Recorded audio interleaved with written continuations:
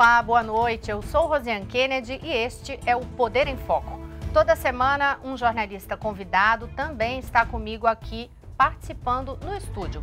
Hoje é a jornalista Rossana Hessel, repórter especial de Política e Economia do jornal Correio Brasiliense. E o nosso entrevistado é o embaixador da União Europeia no Brasil, Inácio Ibanez.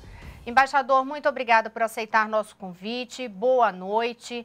E eu já começo falando com o senhor sobre pandemia, um ano que o mundo parou com a pandemia. O seu país de origem, o senhor é espanhol, né? Nascido na França, mas espanhol, é um dos mais afetados, inclusive em número de mortes, e a Europa inteira muito afetada. A primeira pergunta é uma curiosidade pessoal mesmo, como é que o senhor enfrentou esse período, o senhor no Brasil, familiares lá, como é que foi isso? E o senhor teve vítimas na própria família ou pessoas próximas, por exemplo?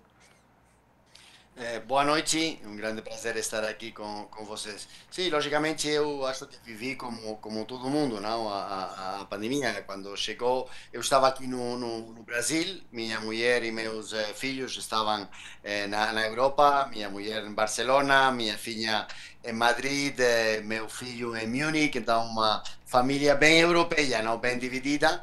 E logicamente confrontamos esta situação com grande surpresa ao início, não sabendo muito bem como reagir, como eram as medidas que se tinham que se tomar. Eu acho que isso aconteceu no mundo inteiro e na Europa foi também. Pouco a pouco, eu acho que a resposta na Europa foi se aperfeiçoando.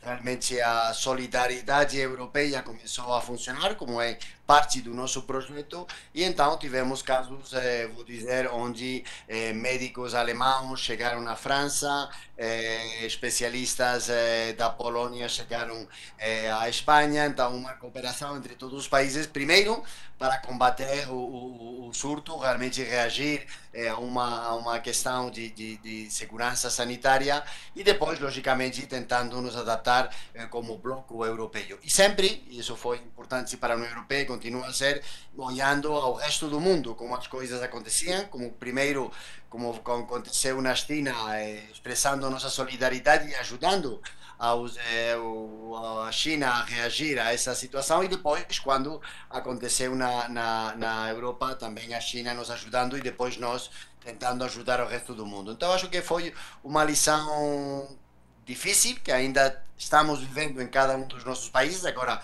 na Europa em particular, mas sobretudo, eu acho que a principal das lições é que do Covid ou saímos juntos ou não vamos sair. Então, a ideia da solidariedade, do trabalhar todos juntos, da cooperação internacional, da importância das instituições multilaterais para responder a estes desafios globais, são sem dúvidas muito importantes. E aqui no Brasil também, vivemos a situação. Primeiro, me lembro muito que uma das grandes preocupações da União Europeia foi como ajudar aos cidadãos europeus que estavam aqui na América Latina, muitos deles bloqueados. Eles eram pessoas, logicamente, que residem na Europa e quando alguns países interromperam os voos, foi um grande desafio. E ao contrário, o Brasil ficou aberto, ficou com a possibilidade de traslado de europeus para a Europa e brasileiros de volta para o Brasil. Então foi um bom exemplo, eu diria, de cooperação entre o Brasil e a União Europeia que funcionou muito bem e é uma área onde aí, logicamente, continuamos trabalhando juntos para, por um lado, responder ao desafio sanitário, mas também começando a nos preparar a responder ao desafio econômico e social que está chegando já a todos os nossos países. Mas, embaixador, o senhor pode comentar um pouco como é que está ocorrendo essa segunda onda de contágio na Europa, né? Porque teve a primeira onda, foi bastante forte e agora, né? Os impactos dela, o senhor acha que ela pode ser maior ou não? Como é que o senhor está vendo? Eu acho que há, vamos dizer, há alguns elementos positivos, vamos dizer, entre a primeira e a segunda.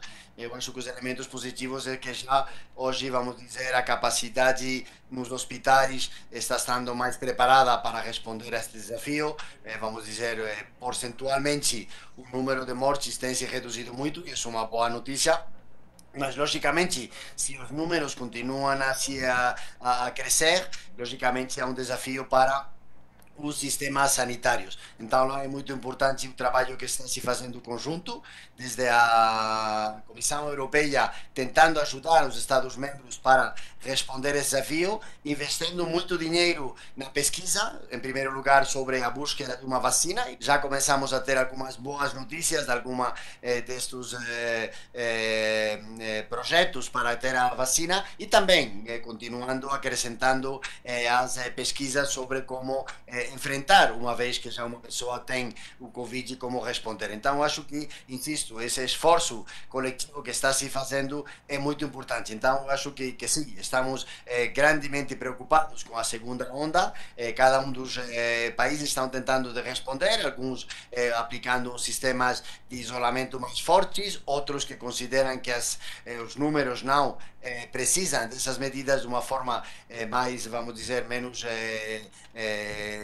forte, mas pouco a pouco respondendo. E, sobretudo, o que acho que é melhor respeito ao início agora é que realmente estamos trabalhando todos dentro da União Europeia com o mesmo objetivo. A gente está vendo toda a polêmica aqui no Brasil em relação à Coronavac, e há também a de Oxford, que é a europeia, que também estava com estudos avançados e teve algumas interrupções.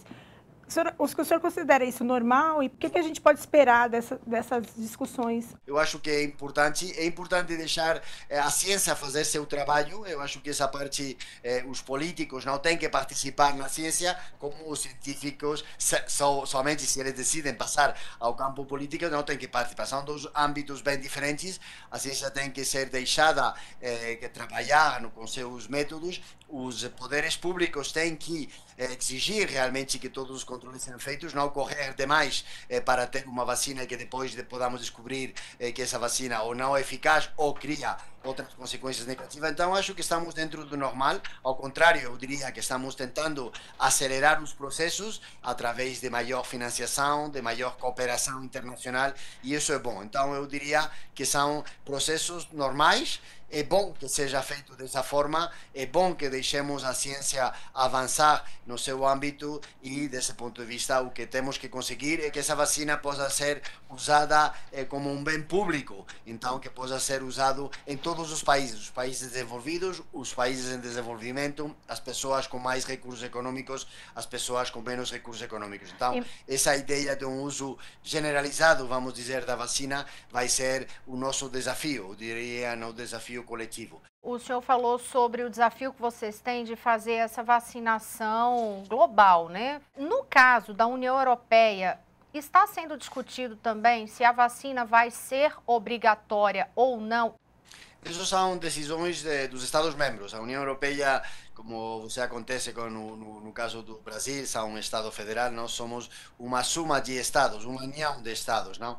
Então, nesse ponto, há muitas competências, muitas das responsabilidades que são puramente nacionais, que não são da Comissão Europeia. A Comissão Europeia pode recomendar, pode juntar esforços para conseguir um objetivo comum, pode cooperar internacionalmente com outros parceiros, mas não pode colocar normas que sejam obrigatórias. Então, esse debate a União Europeia não chega, logicamente.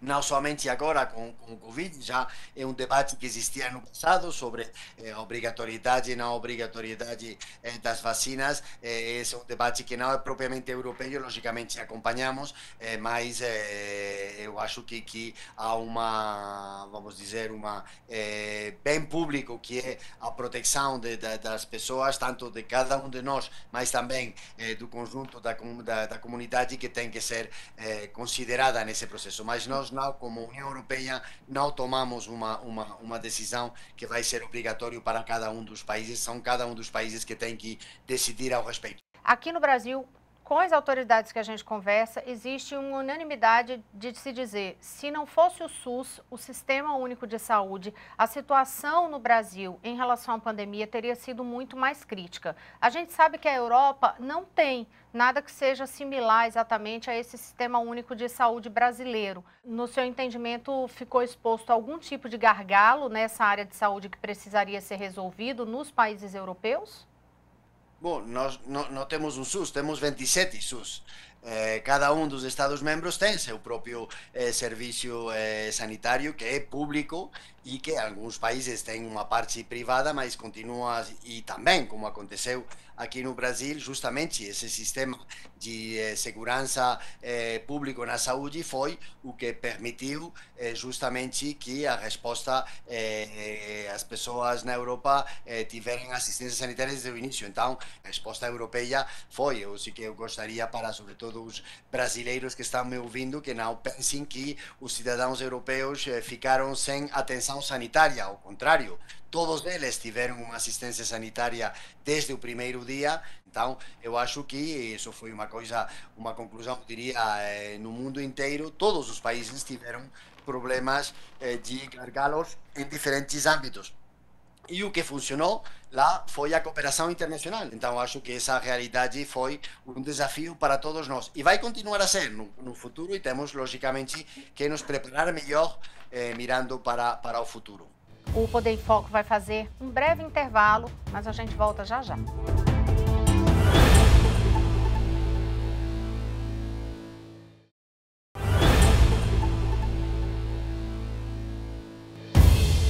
Estamos de volta com o Poder em Foco. Nesta edição, eu entrevisto o embaixador da União Europeia no Brasil, Inácio Ibanez. Embaixador, o senhor esteve no mês de novembro com o vice-presidente da República e um grupo de embaixadores na Amazônia, para poder visitar a região, entender o que está se passando por lá. Qual foi a impressão que o senhor teve? Alguma coisa impactou mais o senhor, deixou o senhor preocupado? Enfim, qual foi essa impressão de imediato? Foi minha primeira visita à Amazônia e eu acho, como todo mundo que chega lá por primeira vez, fiquei muito impressionado por a magnitude, a beleza da Amazônia ela mesma. Logicamente também, isso foi uma das mensagens do vice-presidente, os desafios que para o Brasil se coloca justamente para assegurar que na Amazônia a legislação, os grandes temas podem ser tratados, porque a região é grande e é difícil de controlar. Então, nós gostamos muito da viagem, pensamos que é uma parte do diálogo que estamos mantendo com o governo brasileiro sobre o tema da Amazônia, para conseguir ajudar ao governo brasileiro no combate com algumas das ilegalidades que acontecem, em particular sobre o desmatamento ilegal. E a conversa foi muito franca, em primeiro lugar, isso sempre é bom. O vice-presidente reconheceu o desafio que isso supõe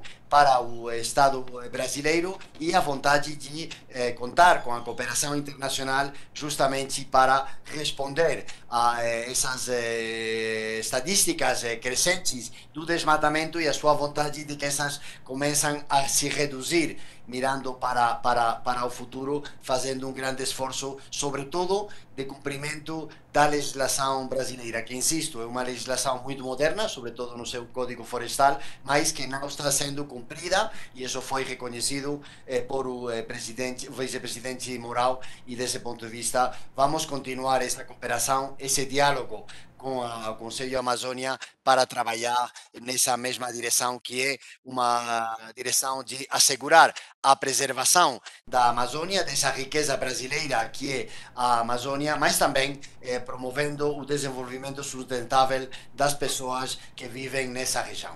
Embaixador, falando sobre essa questão da preservação e também relações comerciais aí, há muitas críticas, né, com relação à condução do atual governo na preservação do meio ambiente.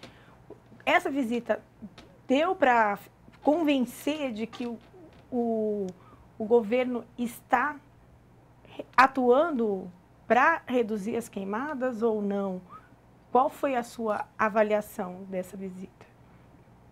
A participação do vice-presidente, de vários ministros do governo do presidente Bolsonaro, dá uma mensagem muito clara de que há um compromisso político ao mais alto nível sobre justamente combater o desmatamento. E isso é, sem dúvida, uma notícia muito positiva. E a viagem serviu para isso, não? Para reafirmar o compromisso político do governo brasileiro nessa direção. Mas, logicamente, sobre isso, como todo compromisso político, tem que se traduzir em fatos, em resultados no terreno. Então, desse ponto de vista, a comunidade internacional, a União Europeia, está satisfeita do compromisso político, mas está à espera de que esse compromisso político possa se traduzir em números, em uma redução do desmatamento, justamente mirando para o futuro. Então, sim, satisfeitos com o compromisso político, ainda à espera de resultados concretos, porque são resultados que o governo está buscando. Nós estamos, como cooperação internacional, preparados para ajudar ao governo nessa direção, mas os resultados têm que chegar. Se não chegam, logicamente, a confiança que estamos tentando de voltar a recriar não vai chegar, porque precisamos de resultados concretos. Precisamos que o número da área desmatada vai se reduzir, ao contrário do que está passando agora. Embaixador, e com relação a essa questão de mudança de opinião, porque há vários países europeus que sinalizaram contrários ao acordo União Europeia e Mercosul por conta da questão ambiental, que era uma das principais cláusulas para que o contrato fosse fechado lá no ano passado, no início do governo Bolsonaro. Agora, embaixador, o senhor consegue avaliar se isso pode ser revertido, quando? Porque, por enquanto, está paralisado, né? E o senhor poderia falar também se a gente tem, o que a gente tem a ganhar e a perder com esse acordo, né? Ou sem ele, né? A perder sem ele, né, no caso. O acordo União Europeia-Mercosur é um acordo mirando para o futuro, é um acordo de parceria. As duas regiões, a União Europeia e os países do Mercosur, vão apostar para ir juntos num caminho. E um caminho, como sempre acontece, que está baseado em uma série de valores, que são a defesa da democracia, a defesa dos direitos humanos, a defesa do livre mercado, mas também princípios sobre a sustentabilidade. Então, a proteção do meio ambiente é um elemento essencial do acordo. Por isso, dentro do acordo, você tem, entre outras coisas, um elemento de ligação com o Acordo de Paris sobre mudanças climáticas, sobre acordos internacionais no âmbito da proteção da biodiversidade. Então, o que aconteceu na Europa, não somente em uns países, em todo o conjunto da Europa, é quando você começa a ver que uma situação na Amazônia vai aumentando o desmatamento e vemos que não há uma reação suficiente do Estado brasileiro para responder a essa situação, o que acontece na Europa, no conjunto da Europa, insisto, e não somente na Europa, também nos investidores internacionais aqui no Brasil, é uma perda de confiança. Você começa a pensar, não, eu tenho uma parceria com este sócio, mas este sócio já começa a não respeitar o que são os valores do acordo. Então, por isso o acordo está agora, vamos dizer, num um tempo de espera.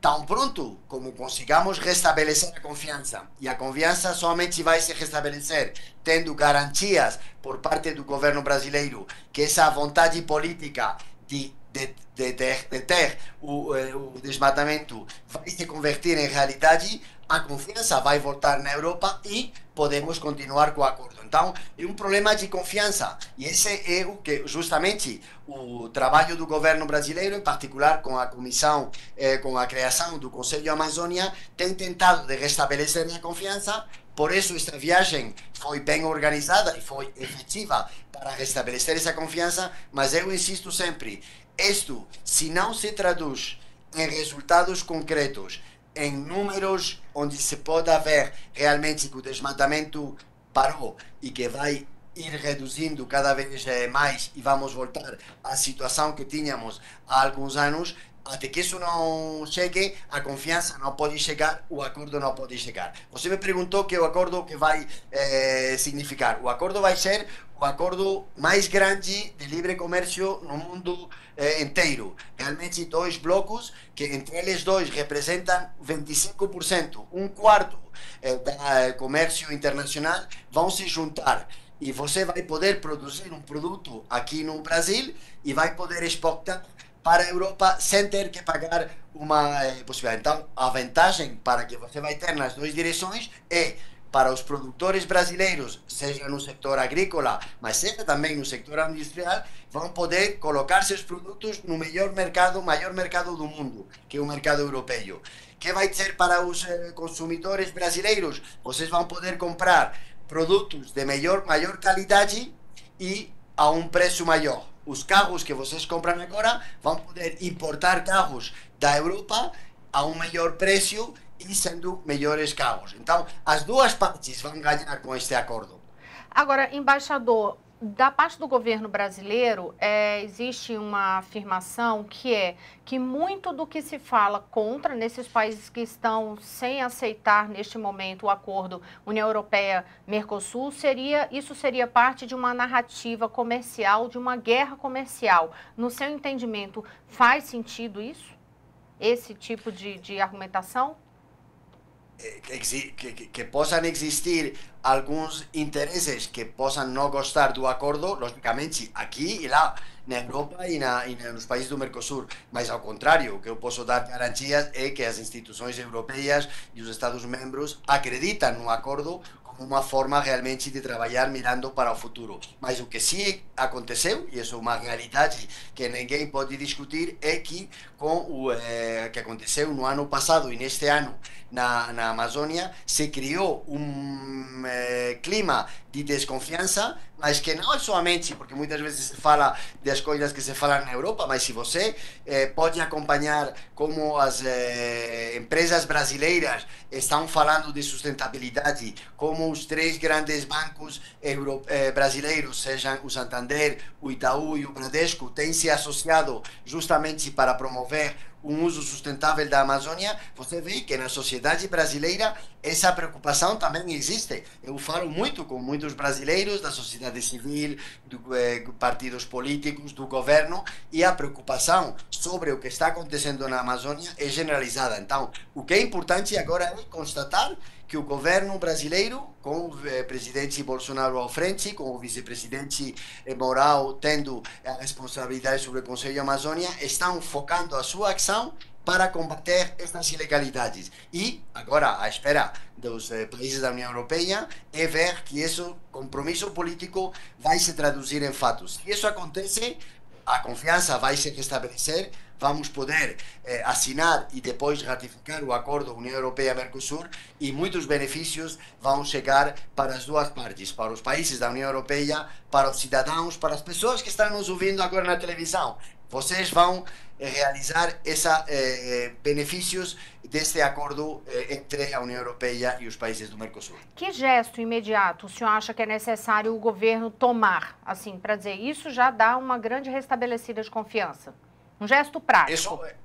Sim, na viagem tivemos muitos exemplos de gestos práticos. Por exemplo, reforçar as instituições que têm a responsabilidade no âmbito medioambiental. Seja, por exemplo, o IBAMA, INPE no âmbito das estatísticas, o SENSIPAN no âmbito do controle. Então, dotar as instituições que têm que assegurar a proteção do meio ambiente de todos os instrumentos, não somente do ponto de vista do governo, também um trabalho das instituições judiciárias. Eu tive a possibilidade de falar com o presidente do Supremo Tribunal Federal, Fux, e ele me falou que a preocupação que eles têm com os delitos medioambientais é muito grande para assegurar que as leis brasileiras sejam cumpridas e, quando não são cumpridas, que os tribunais intervêm, colocam multas ou assim todas as penas que sejam estabelecidas por a legislação. Então é um esforço do Brasil no seu conjunto, mas o Brasil já demonstrou no passado que quando quer realmente mudar a situação e ter bons resultados no âmbito da proteção da Amazônia, pode fazer. Já fizeram no passado. Eu estou seguro que agora, com a liderança do governo, vai ser possível este desafio e que, insisto, não é uma demanda somente da União Europeia, eu acho que é, hoje em dia, uma demanda do conjunto da sociedade brasileira.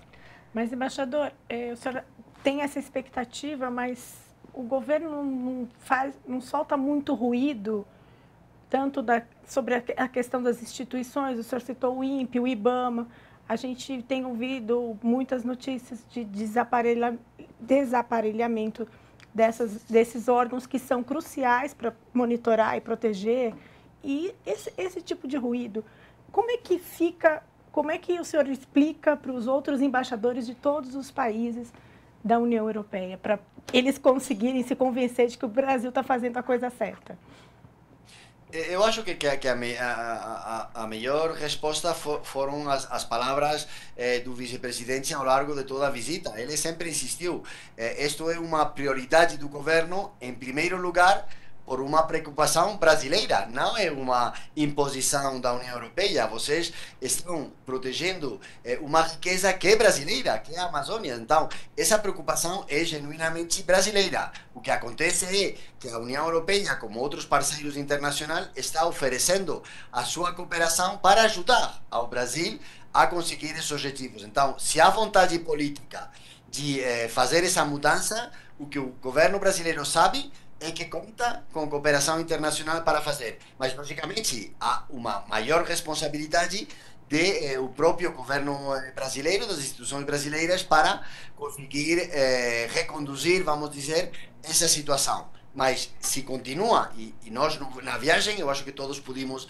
comprovar que realmente há uma vontade política. Se essa vontade política continua, eles anunciaram que vão lançar um plano de ação justamente sobre a Amazônia. Se eles fazem esse plano de ação com medidas concretas, sem dúvida vai contar com o apoio da União Europeia, e isso vai nos ajudar para esse outro prioridade, que também é uma prioridade do presidente Bolsonaro, que é fechar este acordo União Europeia-Mercosul, e que também nossa prioridade, mas sempre que sepamos que os valores que estão detrás do acordo são respeitados desde agora. A gente está encerrando, embaixador, mais uma pergunta aí para o sim ou não do senhor. O senhor está absolutamente seguro? Esse acordo vai ser fechado? Eu estou seguro sempre que o governo brasileiro cumpra as partes que eles nos anunciou que vai fazer. E eu tenho confiança no presidente Bolsonaro, tenho confiança no vice-presidente, que esses compromissos que eles estão anunciando vão se cumprir. Com essas condições, eu acho que sim, que podemos restabelecer a confiança, podemos, por lo tanto, ter o acordo. Mas então ainda há risco de não existir? Sempre, quando você não tem uma coisa, risco existe. O que mais que risco é restabelecer essa confiança. E isso é importante. Nós vamos fazer entre a União Europeia e os países do Mercosul uma parceria, mirando para o futuro. Vamos ir juntos no caminho. Quando você vai no caminho com uma pessoa, tem que ter confiança. Você não vai com uma pessoa que vai atacar a você, não. Você vai com pessoas que têm confiança. Então, com confiança, e eu acho que estamos trabalhando para restabelecer essa confiança, eu acho que sim, que essa parceria vai dar certo e vai ser muito profícua, tanto para os países do Mercosul como os países da União Europeia. Então, sim, se você quer a minha resposta curta, eu sou otimista. O Poder em Foco vai fazer um breve intervalo, mas a gente volta já já.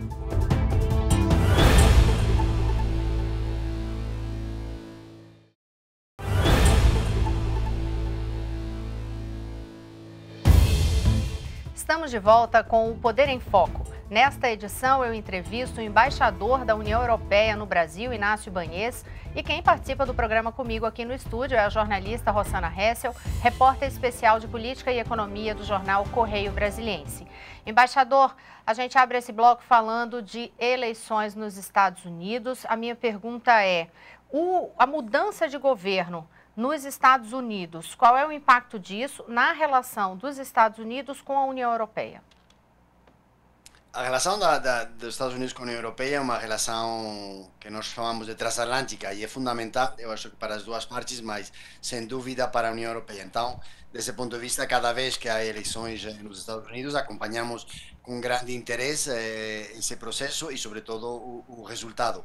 Primeira constatação é que realmente as eleições têm tido um resultado com muitos votos dos dois lados. Então, essa, vamos dizer, divisão que existe nos Estados Unidos é já um fato. Mas, logicamente, o fato de ter como presidente eleito o Joe Biden foi uma boa notícia para a União Europeia do seu programa, nós ficamos realmente como valorizando muito positivamente essa chamada que ele está fazendo aos parceiros tradicionais dos Estados Unidos, entre eles a União Europeia, justamente para aunar forças para confrontar os grandes desafios. Em primeiro lugar, o desafio do Covid, que falamos já antes, mas também outros desafios, como podem ser as mudanças climáticas, mas também restabelecer organizações internacionais multilaterais eficazes, como é o caso da Organização Mundial do Comércio. Então, desse ponto de vista, temos acompanhado o resultado. Os líderes europeus, começando com a presidenta da Comissão, o presidente do Conselho, têm parabenizado ao presidente eleito John Biden, também a vice-presidente eleita, e realmente o que nós queremos começar é que durante este processo de transição já a trabalhar com eles, ver em que áreas podemos aproximar posições, ver como podemos trabalhar juntos, justamente baseados nesses valores que compartilhamos, que são, em primeiro lugar, os valores da democracia, os valores dos direitos humanos, os valores da livre empresa, do comércio internacional, e esses são realmente nossas vontades respeito a essa eleição dos Estados Unidos. Na sua avaliação, embaixador, essa mudança de governo republicano para democrata pode, de certa forma, principalmente favorecer os organismos multilaterais, no caso, a própria Organização Mundial da Saúde, né, que o Trump tinha ameaçado sair, a própria Organização Mundial do Comércio. Essas instituições, elas ganham força com um governo democrata e elas basicamente têm sede aí na Europa, né? O presidente eleito é uma pessoa que é muito bem conhecida na Europa. Ele foi vice-presidente com o presidente Obama e foi sempre um parceiro muito bom para nós, para a União Europeia. Do tempo que ele trabalhava antes e em outros postos que ele tem no passado, ele sempre tem valorizado muito a relação União Europeia-Estados Unidos. Então, desse ponto de vista, sim, para nós vai ser um parceiro muito importante. As mensagens que ele tem agora já, primeiro como candidato e agora já como presidente eleito, vão muito nessa direção, e para nós é importante porque nós avaliamos que realmente o mundo tem que se confrontar com desafios importantes. Agora estamos focados no Covid, mas chega o desafio das mudanças climáticas, que é um desafio para todos nós. Chegam também, logicamente, todos os desafios de como continuar a desenvolver o comércio, que tem sido, tanto para os Estados Unidos como para a União Europeia, um elemento de crescimento, de criação da riqueza. Agora temos que fazer conjuntamente uma revisão das regras para assegurar que isso vai ser positivo para as duas partes. Então, sim, avaliamos muito positivamente a chegada do presidente eleito Biden à Casa Branca a partir do ano que vem. Mas aí, reforçando a pergunta dela, acha que isso vai ter esse reflexo direto de fortalecimento desses organismos? A Organização Mundial do Comércio, ela estava enfraquecida, esvaziada, né? Sem dúvida, e muitas das razões do enfraquecimento, eu diria, por um lado, era a própria, vamos dizer, oposição entre Estados Unidos e China, cada um deles tirando para seu lado e não cumprindo realmente o que a ideia que é a Organização Mundial do Comércio, e no caso dos Estados Unidos, durante o tempo do presidente Trump, por decisões de abandonar muitos dos órgãos que são essenciais dentro do funcionamento da Organização Mundial do Comércio. Então, desse ponto de vista, as mensagens, porque agora são logicamente somente mensagens que o candidato Biden fez durante a campanha, vão na boa direção, e sim, nós achamos que vamos ser, mas logicamente isso vai ter ser confirmado uma vez que ele seja o presidente e comecemos a trabalhar conjuntamente. Mas sim, a percepção é sem dúvida muito positiva. Em relação ao tom político, a gente viu ao longo dos últimos anos um crescimento de uma radicalização, uma polarização muito grande. Isso no mundo inteiro. Os Estados Unidos foi uma vitrine disso, né, para o mundo. E agora, com essa mudança para um tom mais moderado do presidente eleito, o senhor acredita que isso pode ter reflexo também nesse tom político adotado em outros países? Eu acho que sim, mas eu veria um pouco que a situação que foi criada, sobretudo se estávamos falando antes da Organização Mundial de Comércio, não somente é uma responsabilidade do presidente Trump. Eu acho que as problemas que começamos a ter na Organização Mundial de Comércio é também por atitudes de outros parceiros importantes, como por exemplo a China, que conseguia que as regras fossem somente no seu benefício. Então a União Europeia, como os Estados Unidos, tem sinalizado que não, que as regras têm que ser nas duas direções. Então, desse ponto de vista, eu acho que agora, com um novo presidente, se sobretudo essas mensagens se confirmam, vamos poder trabalhar juntos, mas não somente com os Estados Unidos, também com países como o Brasil, para reorientar justamente essas instituições internacionais que comecem a voltar a ser eficientes. E o mesmo no âmbito da saúde. A Organização Mundial de Saúde é também um bom exemplo de uma organização que precisamos que melhore seus funcionamentos justamente para responder aos desafios globais que temos frente a nós. Mas eu falo, além dessa questão econômica e dos organismos internacionais, eu falo em termos de política mesmo, o discurso mais moderado, porque aí eu falo essa radicalização política de direita e esquerda, após esse resultado nos Estados Unidos, de alguma forma, o senhor acredita que isso pode ter reflexo nessa discussão política mundial em outros países, por exemplo? Bom, eu acho que temos que também analisar os resultados das eleições americanas com uma certa distância. É verdade que o Joe Biden foi eleito como presidente, que además com um apoio popular muito importante, mas vocês não podem esquecer que o candidato Trump teve também um número de votos bem importante. Então acho que esse, vamos dizer, tensão e radicalização que existia nos Estados Unidos não vai ir embora somente com a eleição do novo presidente. De fato, vamos ver como é o resultado dentro das câmaras, mas pode ser que o presidente eleito Biden se encontre com as câmaras que não sejam demócratas e que tenham um apoio muito grande do republicano. Então, isso vamos ver. Eu não sou quem para avaliar o resultado, opinar. Logicamente, para nós, que é tão importante a nossa visão do mundo,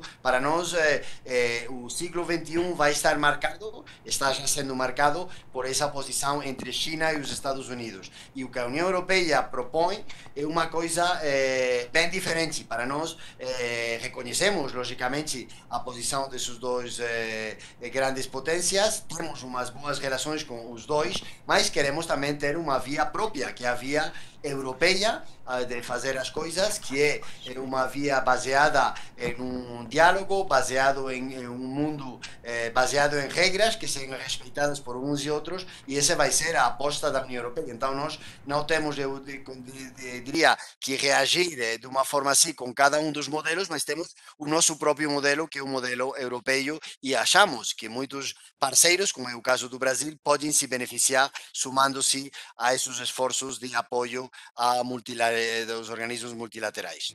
O Poder em Foco, embaixador, vai fazer mais um breve intervalo e a gente volta já já.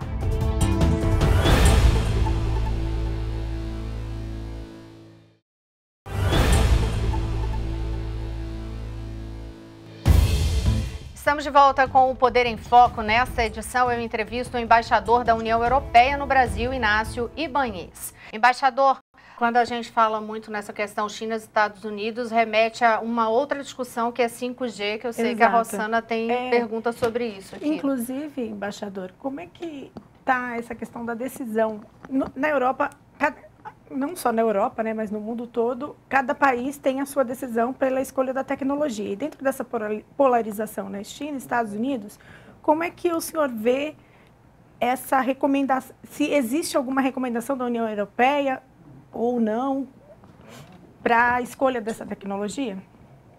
Sem dúvida, a União Europeia é um ator essencial nos mundos de comunicações. Vocês falam muito de algumas empresas chinas com nomes particulares, mas você pode falar de outras empresas europeias também com nomes como a Nokia, a Ericsson, que são punteiras até no 5G.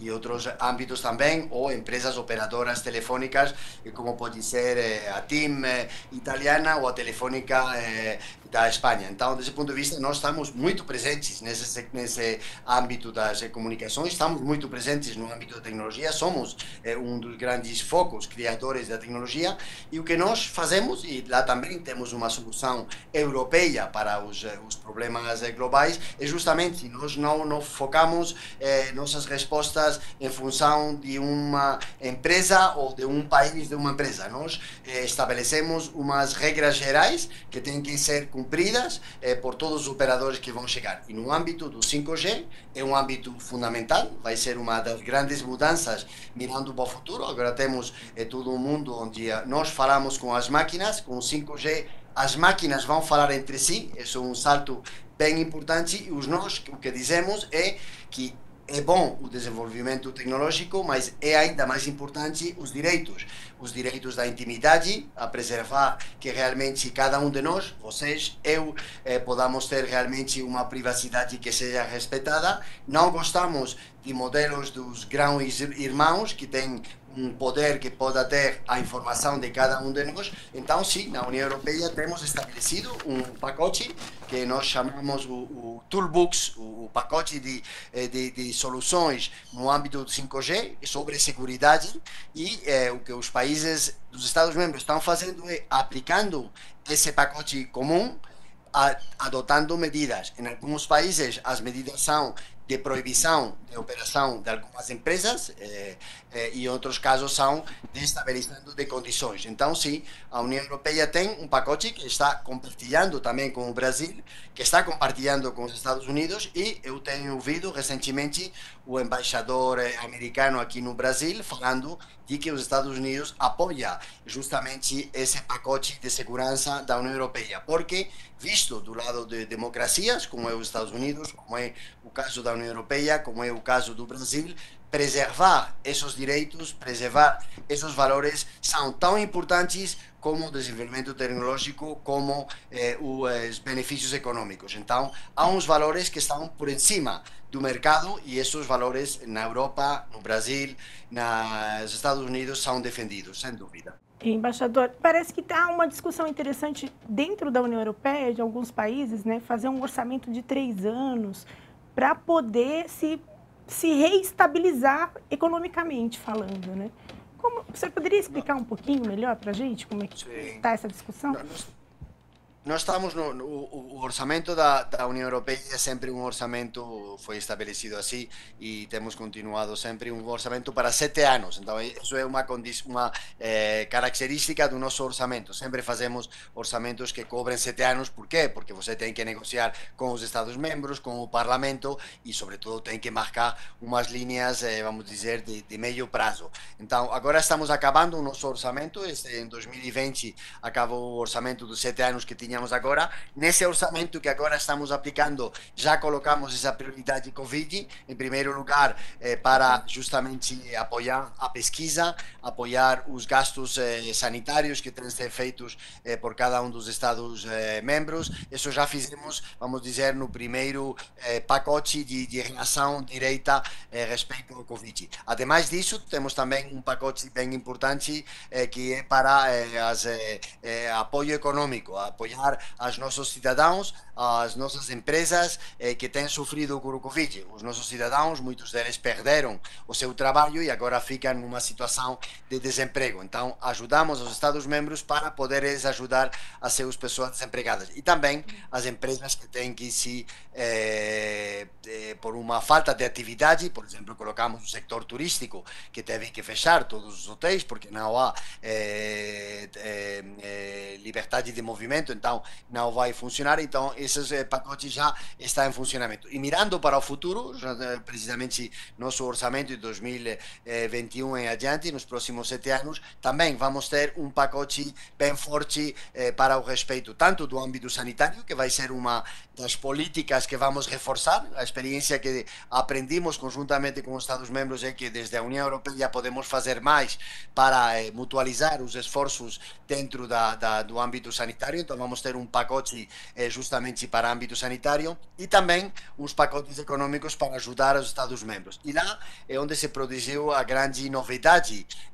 A União Europeia se financia através de contribuições que fazem os Estados-membros. As contribuições são feitas em função da sua riqueza. Os países mais ricos pagam mais, os países mais pobres umas vezes nem sequer pagam, recebem do pressuposto da União Europeia. Mas a União Europeia não tem a capacidade de ter préstamos, receber préstamos dos mercados financeiros. Agora, devido justamente a este desafio que é o Covid, vamos ter por primeira vez, no orçamento que vai começar em 2021, a capacidade de ir ao mercado financeiro, pedir um préstamo, como União Europeia, que esse préstamo possa chegar aos Estados-membros umas condições boas, porque a União Europeia tem nos mercados financeiros uma avaliação muito positiva, porque somos uma união que pagamos o que devemos sempre, então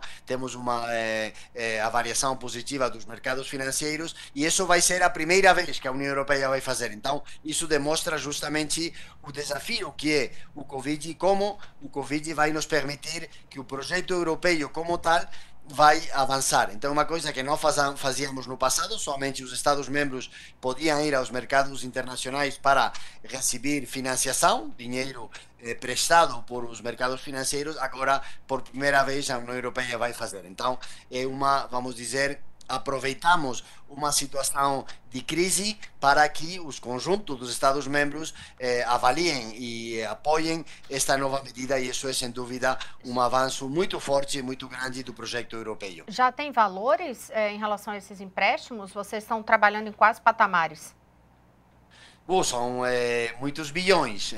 Não tenho aqui comigo as quantidades, mas são quantidades bem importantes. São uma parte bem importante do nosso orçamento que vai estar dedicado. Uma parte justamente esse pacote de ajuda, e depois também para o resto dos nossos projetos.